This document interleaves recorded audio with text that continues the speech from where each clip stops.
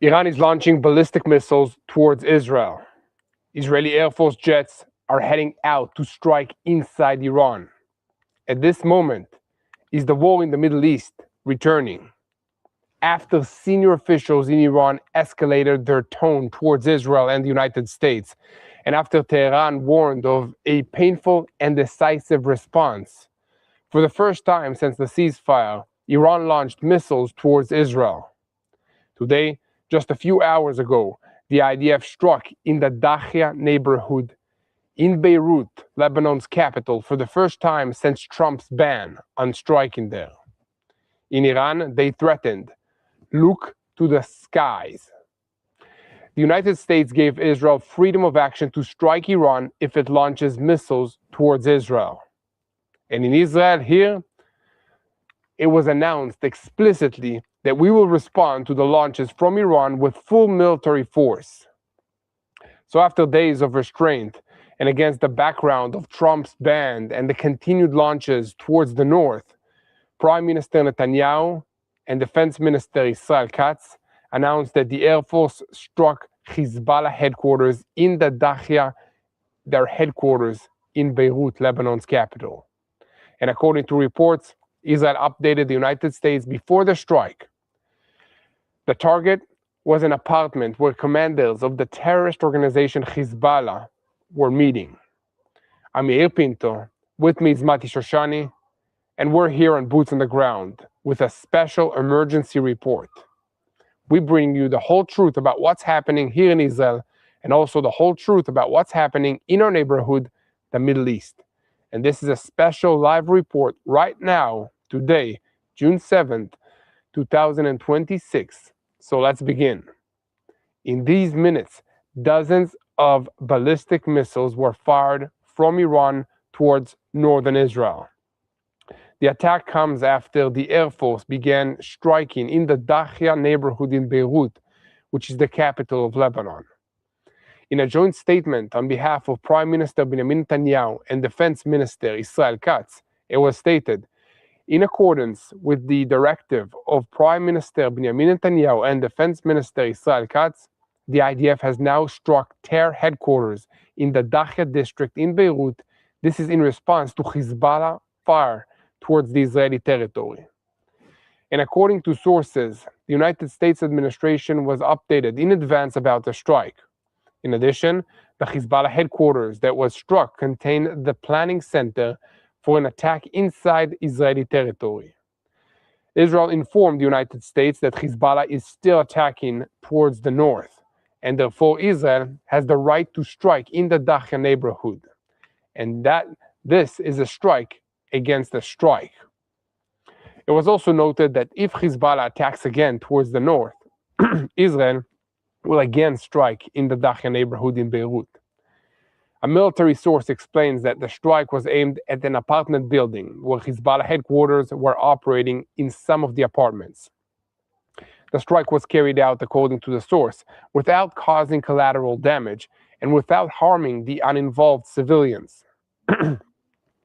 Based on what that we can see right now, the strike is also symbolic and is meant to send a message to Hezbollah and to the United States that Israel will operate in the Dahia when Hezbollah fires at the Galilee at the northern communities of Israel.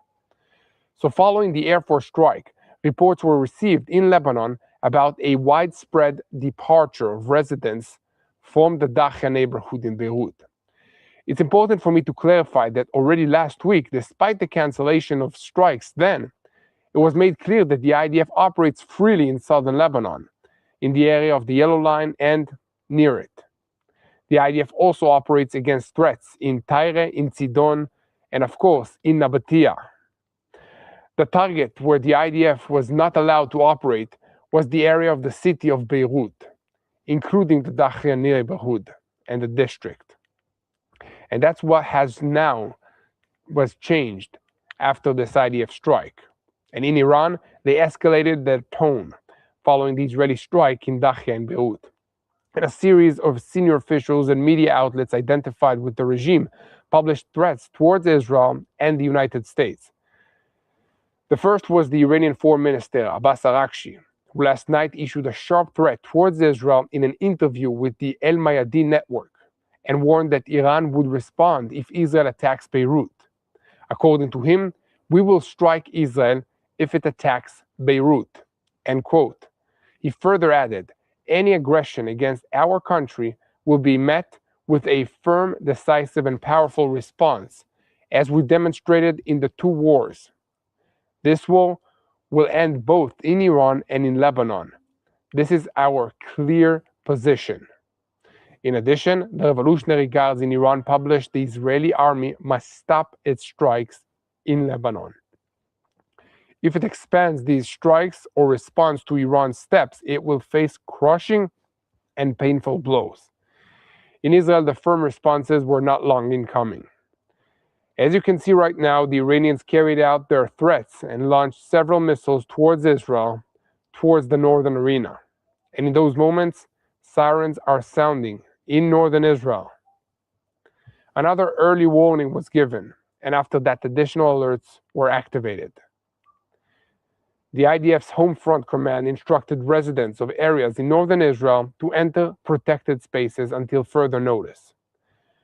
The defensive systems, led by the Arrow system and the Iron Dome, are operating to intercept the Iranian threats. The Chief of Staff, Lieutenant General Eyal Zamir, held a special situation assessment and emphasized that the IDF is well prepared in both defensive aspects and in offensive aspects, and that all air defensive systems are on high alert. The fear of an Iranian response is increasing against the background of the latest escalation in Lebanon and the public threats that are voiced by Tehran over the past day, and of course, following the renewed fire towards our country. In these moments, Iran announced that it has finished the attack. The Home Front Command is approving people to leave the protected spaces. The Revolutionary Guards are taking responsibility, stating, "We launched ballistic missiles towards the Ramat David Air Force Base in response to the strikes in Tyre and in the Dahya in Lebanon."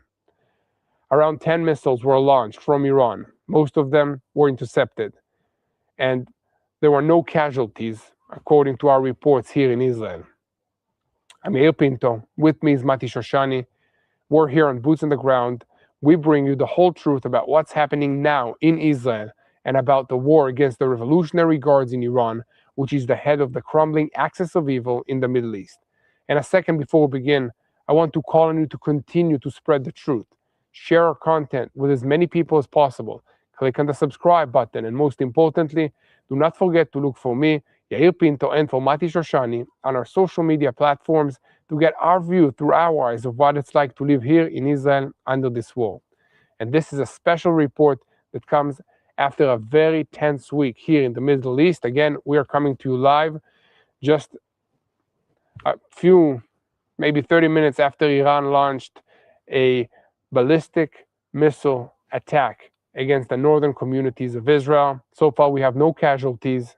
And it's important to remember that only this morning, the United States military attacked over the past day between Friday and just in this weekend, the coastal surveillance radars and sites in southern Iran in response to the launch of the suicide drones towards the Strait of Hormuz. So this was announced by the United States Central Command, CENTCOM. In Iran, they claimed it was warning fire. CENTCOM noted that it intercepted 4 suicide drones that were launched towards the Strait of Hormuz by Iran. And according to the report in Mahar, the Iranian target was a crossing beyond Larak Island off the coast of the port city of Bandar Abbas. At around 4 a.m. in the morning, sirens were activated in Kuwait, where it was reported that the air defensive systems were operating to intercept the threat. About 20 minutes later, sirens were also activated in Bahrain. The Revolutionary Guards took responsibility for the fire and stated, "We attacked American bases in the region in response to the strikes carried out by the United States in southern Iran." Regarding the launch of the drones in the Strait of Hormuz, they claimed that the target was 4 tankers that tried to cross without permission. There were no casualties in these attacks also. CENTCOM updated that 6 out of the 7 ballistic missiles launched towards Kuwait and Bahrain were intercepted, while the seventh missile did not reach its target. And meanwhile, on the other side, the Revolutionary Guards threatened that the United States would be responsible for the consequences if it continues its reckless actions. The Revolutionary Guards in Iran claimed that early this morning, several oil tankers tried to leave the Strait of Hormuz against the warnings of the Iranian Navy, and that one of them was hit and stopped. According to the Iranian statement, American aircraft then attacked facilities on Qasem Island and in the Sirik area. In response, they claimed that the Revolutionary Guards launched ballistic missiles towards Ali El Salem base in Kuwait and towards facilities of the United States Fifth Fleet in Bahrain. In another statement, the Revolutionary Guards said that they attacked American bases in Kuwait and Bahrain with ballistic missiles in response to the American strikes. It was also stated that fire was opened towards 4 tankers that tried to cross the Strait of Hormuz without permission. So I must say that the CENTCOM announced that the Revolutionary Guards in Iran are lying and that they did not succeed in attacking the targets that they claim to have hit. In Iran, they warned that in the event of additional strikes, the response will be broader and could include a full closure of the Strait of Hormuz to the passage of oil and gas if the United States continues its reckless actions. And meanwhile, the fact that Mustafa Khamenei is hiding in a bunker in the middle of nowhere is creating a physical difficulty in advancing the deal with Iran. The Revolutionary Guards' fear of the elimination of the supreme leader in Iran and other senior officials, and also the United States, which are being conducted through envoys. In the United States, they emphasize that the Iranians are desperate. Many of the leaders have not seen daylight for weeks, and in Iran, they are already declaring the victory of the resistance and immediately demanded $12 billion in cash out of $100 billion in Washington. They insist that no amount will be transferred in advance. And today, a special envoy on behalf of the government of Pakistan arrived in Tehran to deliver a secret and urgent letter addressed directly to Mustafa Khamenei in a desperate attempt to save the peace agreements. The dramatic diplomatic move is taking place against the backdrop of a deadlock in the indirect negotiations between Washington and Tehran, and against the background of a sharp military escalation that includes exchanges of blows between the United States and Iran. At the same time, the United States is increasing the economic pressure and examining a plan to confiscate the Iranian assets for the purpose of compensation and reconstruction of the damages in the Gulf states that was caused by the Revolutionary Guards in Iran. We will get into this together because all the moves of the last few days are leading us exactly to this moment. Many Israelis are still juggling their reserve duty while trying to get back to work and handle their day-to-day lives. It's not easy because your body is tired, your mind is overloaded, and the pressure doesn't stop when the uniform comes off. I've been there, coming home from reserves, trying to be present for my family and catching up at work while still feeling like I'm in a survival mode. It takes strength, energy, and faith to push through. That's why I started using Vinia. It's an Israeli supplement made from red grape cells that helps improve the blood flow to your heart, brain, and muscles. For me, that meant better focus, more energy, and fewer days of that foggy, burnt out feeling. So I started using it during my reserve duty, and I'm still using it today. I also like the coffee version in the mornings, and there's also a tea version. I recommend you try it for yourself. If you want to give it a go to vinyatbnisrael.com. Again, that's vinyatbnisrael.com, or call 800-638-1944. That's 800-638-1944. Because faith helped me stay grounded, Vinya helped me stay sharp. Just 1 second, I get an update from our producer, Tomer. Let's see what he has to tell. Okay, we have an announcement by Donald Trump saying that the Iranian strike did not harm anybody, and he hopes that Israel will not respond. Yes, again, President Donald Trump of the United States of America stated to the Axios website that the Iranian strikes did not harm anybody, and he hopes that Israel will not respond. He stated that if Prime Minister Netanyahu will strike, it will continue as if it continued in the last 47 years or 3,000 years ago. And he states that we are really close to an agreement with Iran, and he does not want to blow this up because what's going on right now. So again, President Donald Trump urges Prime Minister Netanyahu not to respond to the Israeli rocket attacks that were launched from Iran towards Israel.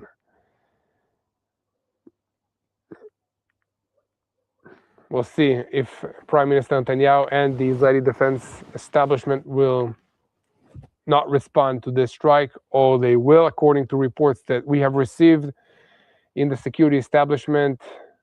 They are reserving all rights to respond to the Iranian strike, and we'll have to wait and see what the IDF will do in response. Let's continue. I'm Yair Pinto. This is TBN Israel. We are coming to you live from Israel about an hour after Iran launched dozens of ballistic missiles towards Israel, specifically towards the northern communities of Israel. We have no reports of casualties, no injured, thank God. So missiles were launched from Iran tonight towards northern Israel. Sirens were activated across wide areas in the north. The air defensive systems went into action, and the IDF is preparing for the possibility of additional launches from both Iran and Lebanon. And according to the initial assessments, most of the threats were intercepted. And at the first stage, there were no reports of significant direct hits or casualties from the fire itself from the missiles.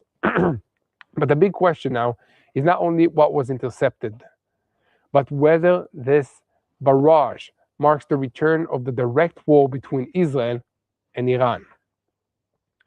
This event did not begin in the air. It began in Beirut. After days of Hezbollah fire towards the north, and after repeated attacks against the IDF forces and border communities, the Israeli Air Force struck in the Dahiya district of Beirut. And according to the Israeli statements, the targets were Hezbollah terror command centers. According to reports from Lebanon, one of the strikes targeted an apartment where operatives of the organization were meeting. This was a very unusual strike. Not another strike in a village in southern Lebanon, not another weapons depot along the contact line between Israel and Lebanon. Dahiya is a symbolic and operational heart of the Hezbollah terrorist organization in Beirut. That's where the organization built its sense of immunity over many years. That's where Iran sees one of its most important assets in the Arab world. And that's why the response from Tehran came quickly. Senior Iranian officials warned even before the fire that if Israel struck Beirut, it would be met with a harsh response. Iranian Foreign Minister Abbas Araghchi said that Iran would strike Israel if it attacked Beirut. Parliament Speaker Mohammad Bagher Ghalibaf wrote that Israel and the United States do not believe in dialogue, but only in force, and added that American and Israeli bases and assets in the region are becoming legitimate targets. And the launches arrived. The IDF spokesperson's unit updated that missiles launched from Iran towards the territory of the State of Israel had been identified. The Home Front Command sent advanced alerts directly to phones in the relevant areas. The public was asked to enter protected spaces and remain there until an explicit instruction was given. Later, residents were allowed to leave the protected spaces, but the defensive policy was tightened. The education minister announced that there will be no school tomorrow and no exams for the final tests of the school system.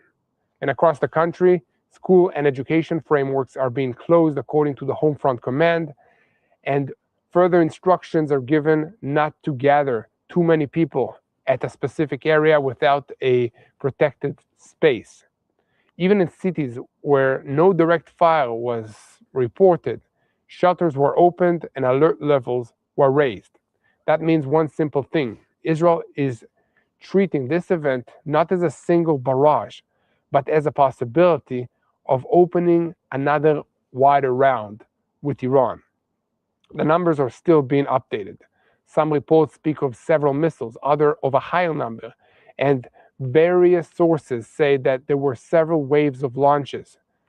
That is clear that this stage is that the fire was aimed mainly at the north, and that Iran tried to tie it directly to Israeli strikes in Dahya, Tyre, and Nabatea against the Hezbollah terrorist organization. The Revolutionary Guards even claimed responsibility and said that they attacked the Ramat David Air Force Base in response to what they claimed was Israel's crimes in Lebanon. Israel has not confirmed any kind of hit on the base, and at this stage, the focus is on the operation of the defensive systems and the continued state of alert. But even if all the missiles were intercepted, the event itself changed the equation. Until now, Iran tried to apply pressure through several arenas: Hezbollah in Lebanon, the Persian Gulf, the Strait of Hormuz, the negotiations with the United States. Tonight, it chose to return to direct fire towards Israel. That's not another warning. This is an action. Here in Israel, officials are already saying that the response will be harsh. An Israeli official said that Iran can forget about the possibility that Israel will contain this fire. According to him, Tehran will not be allowed to create an equation in which it fires at Israel in order to protect Hezbollah in Lebanon. That is exactly the central point. Israel is trying to separate the arenas. Iran is trying to connect them. From Tehran's point of view, Dahya, southern Lebanon, the Strait of Hormuz, and the nuclear negotiations are all part of the same story. If Israel strikes Hezbollah in Beirut, Iran wants to show that it can respond from northern Israel all the way to the Gulf. If the United States gives Israel a green light, Iran threatens that American assets in the region will also be on the table. And that brings us back to the Persian Gulf, because only in the last 24 hours, the United States intercepted Iranian drones near the Strait of Hormuz and struck radar and surveillance sites on the Qasem Island and also on Iran's southern coast. The Revolutionary Guards responded by firing ballistic missiles towards the Kuwait area and towards the Bahrain area.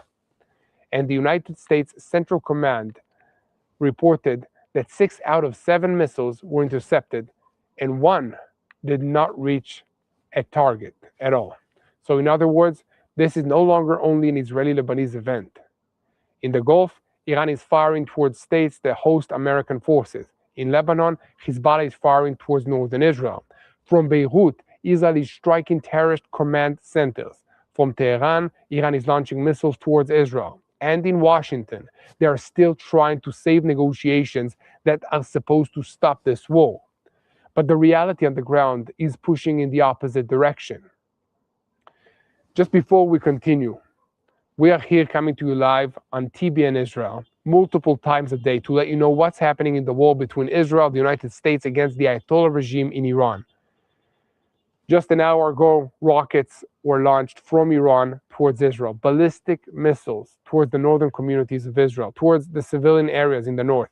Thank God all of them were intercepted and no casualties were reported and no injuries and no damage. But this is exactly the time to stand with Israel. Hit the subscribe button on TBN Israel to stay tuned to what's happening here, boots on the ground. I'm Yair Pinto with my team and with Mati Shoshani, my co-host. We are reporting to you every single day from Israel about what's happening in this war. So go to TBN Israel on YouTube, hit the subscribe button, and never miss another update of Boots on the Ground. And now we need to understand why Israel decided, despite everything, to strike in Dahya, in Beirut, in Lebanon. The reason is in southern Lebanon. In recent days, the IDF has been operating deep in the area, in the Litani Band.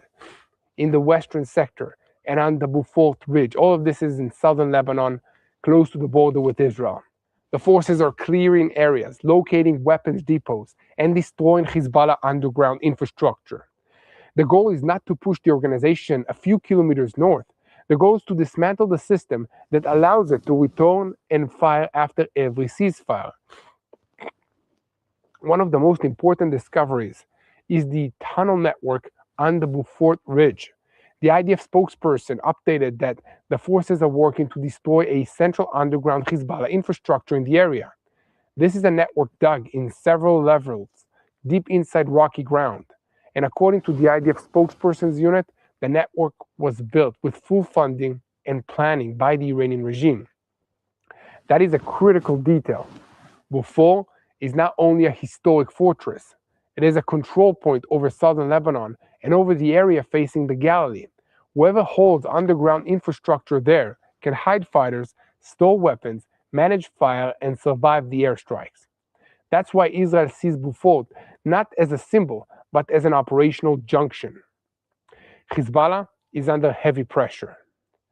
Some of its forces have withdrawn north. Some of the pockets that remained in the area are trying to conduct guerrilla warfare. Most of the attacks against the IDF are carried out from a distance. Anti-tank missiles, explosive drones, UAVs, rockets, and high-trajectory missiles. This is not the image of a strong organization. It is the image of an organization that has been pushed back, but still has the ability to cause pain. And that is exactly what Iran wants to preserve. Hezbollah is Tehran's pressure contractor against Israel because it has a border, it's here, it's close to us, and against the United States. If it becomes too weak, Iran loses its most important arm on Israel's border. And that is why Iran is trying to turn every Israeli strike in Lebanon into an Iranian issue. That is why it is setting Dahya as a red line. And that is why it fires towards Israel when it feels that Hezbollah is losing room to maneuver. But Israel cannot accept a situation in which a ceasefire becomes recovery time for Hezbollah. The Prime Minister made clear in the cabinet that from Israel's point of view, right now there is no agreement because Hezbollah opposes the terms. The defense establishment has not received an order to change its deployment, and the activity in Lebanon continues. The message is clear. If Hezbollah does not withdraw, does not disarm, does not stop firing, the IDF continues to operate. And at the same time, inside Israel itself, a serious terror attack took place today in the Sharon region. A terrorist opened a shooting attack at several locations around Kochav Yair, Tzur Yitzchak, and Tzur Natan. One person was murdered and 5 were wounded. Residents were instructed to shelter in their homes. Police, IDF, Shin Bet, and other security services conducted a manhunt, and the terrorist who was eliminated was identified as a resident of TBN, known to the police, who had previously been involved in criminal incidents, including a shooting that was carried out 2 days ago. This is not the heart of the Iranian event, but it is part of the Israeli picture. A country preparing for missiles from Iran, for a state of alert in the north, for strikes in Lebanon, and for a possible response in the Gulf, must at the same time deal with a shooting attack in the center of the country. This is the Israeli reality that distant audiences sometimes do not understand. There is not one arena. There are several arenas opening and operating at the same time, and each one can become a national event within minutes. Even in the global civilian arena, the war is already being felt. The storm around Iran's national team and the World Cup in the United States continues. The players and the professional staff received visas, but senior officials in the federation and additional escorts did not receive entry permits. So in Iran, they claim that this is political interference in sports. In Washington, they say that they will not allow entry to people who have no connection to sports and may be connected to the Revolutionary Guards. This may sound far from the skies of northern Israel, from the ballistic rockets, but it's the same story. The war with Iran is no longer limited to missiles and aircrafts. It touches civilian aviation, schools, airports, sports, the economy, and the lives of people who did not think that they were part of this campaign. Now Israel faces a decision. If it responds too strongly, Iran may fire again. If it responds too weakly, Tehran will try to establish a new equation. Every strike in Dahya will be answered with Iranian fire towards Israel. This equation is dangerous because it gives Hezbollah a direct Iranian umbrella. And that is why the coming hours are very critical. The IDF has reinforced the defense. The Air Force is on high alert. The Home Front Command has tightened the instructions, and the political leadership must decide whether the Iranian barrage was a limited round or the reopening of a direct war. Iran tried tonight to send a message. If Israel continues in Lebanon, Israel itself will come under fire again. The question now is whether Israel can break this equation without being dragged into a full regional war. So keep spreading the truth, follow us, and most importantly, do not forget to hit the subscribe button on TBN Israel, our YouTube channel, so you stay tuned to what's happening in Israel, boots on the ground style. Keep looking for us, Mati Shoshani and Yair Pinto, and see Israel through our eyes. And again, as we're about to close this live report of what's happening in Israel, I call on you to pray for the situation. Pray for the Israeli people in the northern communities that were just under a ballistic missile attack from the Ayatollah regime, from the Revolutionary Guards in Iran. Pray for the children that will not be going to school tomorrow all over Israel. Pray for God to keep them safe. Pray for the IDF soldiers that are fighting in Lebanon. And keep praying for the peace of Jerusalem. Thank you for joining us here for a live report. I'm Yair Pinto on Boots on the Ground. Make sure to hit the subscribe, the like, the share, the comment, and above all, keep praying for the peace of Jerusalem. And we'll see you again tomorrow.